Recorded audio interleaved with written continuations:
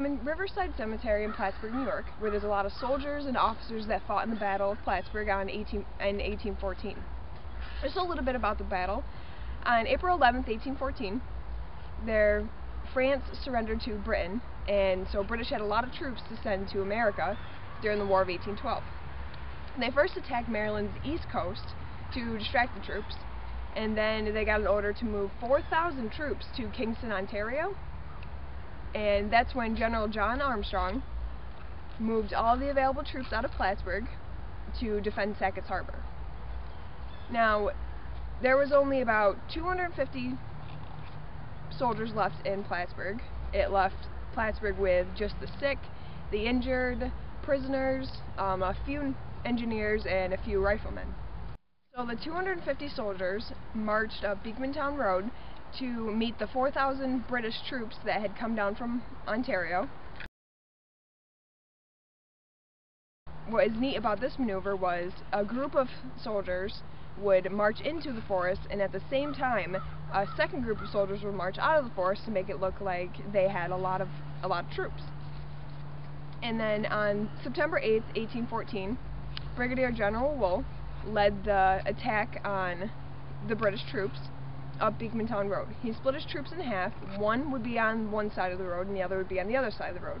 They both would converge and attack the British to the point where the British thought that they were surrounded, and General Provost actually retreated because he thought that he had been beat.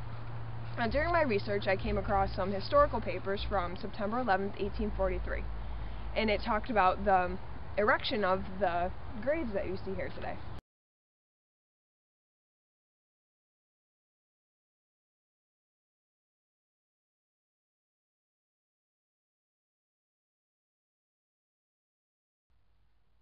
Now, during this creation of the graves, there was the whole town of Plattsburgh participated, and there were special guests that were invited. It was officers and troops that had survived the battle, and they were veterans of the Battle of Plattsburgh. Officers and troops that were stationed here on September 11th, 1843, and the Essex and Clinton County Militia, also volunteers that helped with the design. Now, the troops marched to the Plattsburgh courthouse. They then heard a sermon and a patriotic address. Then they marched here to Riverside to have a ceremony for their fellow soldiers that had gave their life. A reverend said, and I quote, "After 1/3 of a century, we have come to commemorate the last resting place of the brave men who offered up their lives at the shrine of the country's glory." He goes on to talk about the American side and the British side. In his very last sentences, "Sweet sleep, the brave who for their country died." Now, Brigadier General Wool actually attended the ceremony, and he talked about Joseph Barron.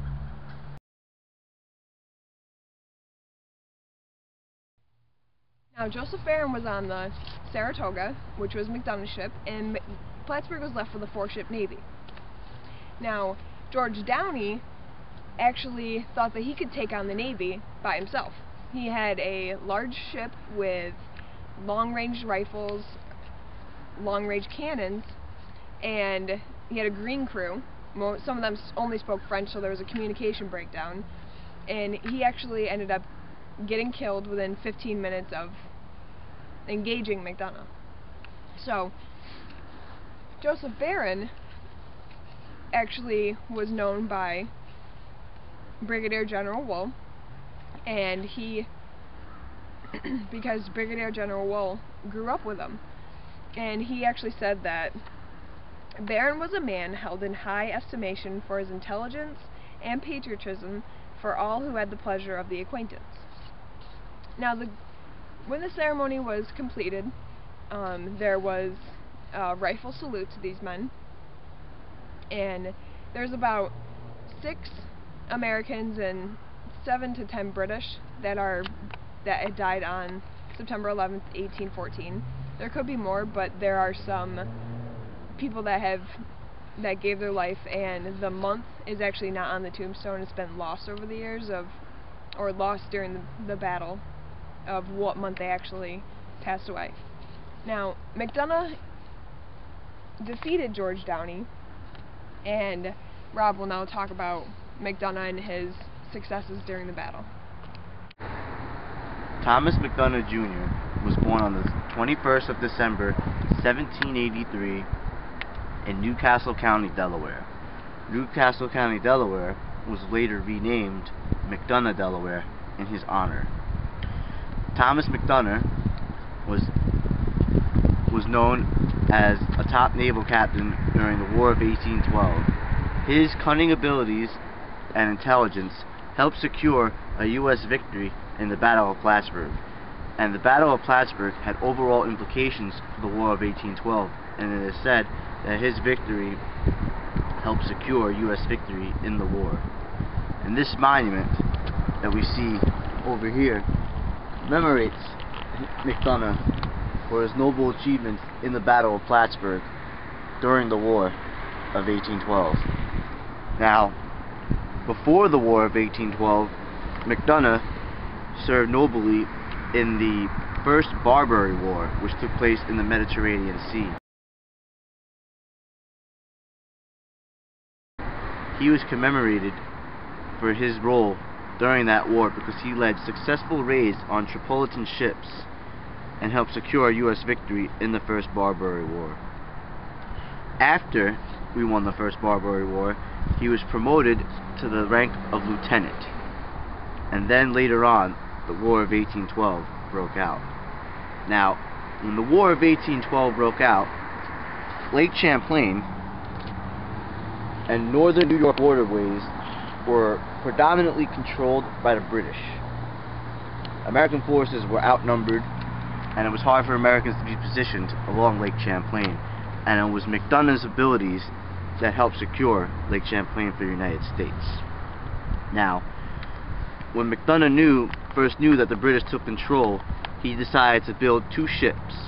One ship, which is named the USS Saratoga, is featured right here.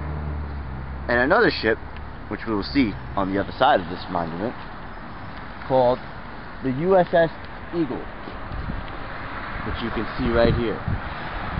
Both these ships were used in the Battle of Plattsburgh.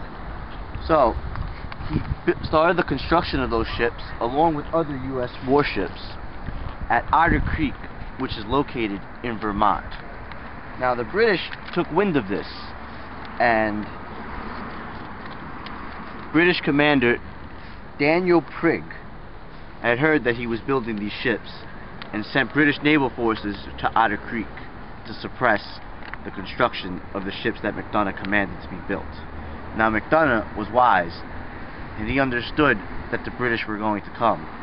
So his response was to build an artillery battery along Otter Creek.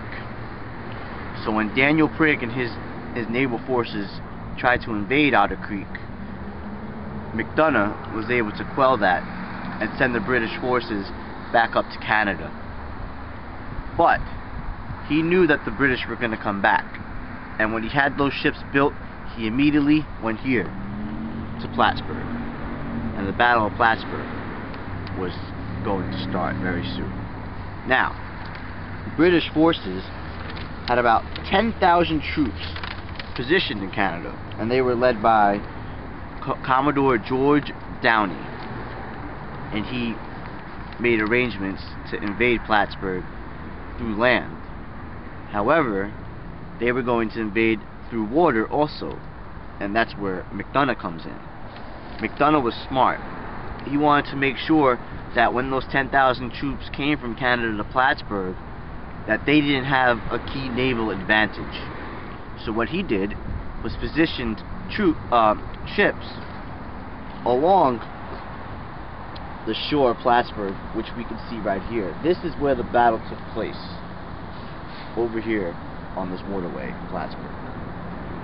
So, his strategic moves to position ships there made us prepared for that battle, for when George Downey's ships came. Now, the British were strong. George Downey was led on the ship called the HMS Confiance. It was a 36-gunner ship, and it was very strong and powerful. But the intelligence of McDonough helped overcome that. So, when the British first came, they attacked first, and they attacked hard, and our forces were overwhelmed. But McDonough, along the USS Saratoga, was able to make maneuvers. He sustained heavy fire on the HMS Confiance, and then he was able to outmaneuver the Confiance and go onto the side of the ship that wasn't already damaged from what was already shot at it. And then he led an all-out assault on the USS Confiance, and his assault killed Commodore George Downey. I don't know if he wanted that to happen, but it did. And he destroyed the HMS Confiance, causing the British to surrender, thus winning the Battle of Plattsburgh. And this victory had overall implications for the rest of the war.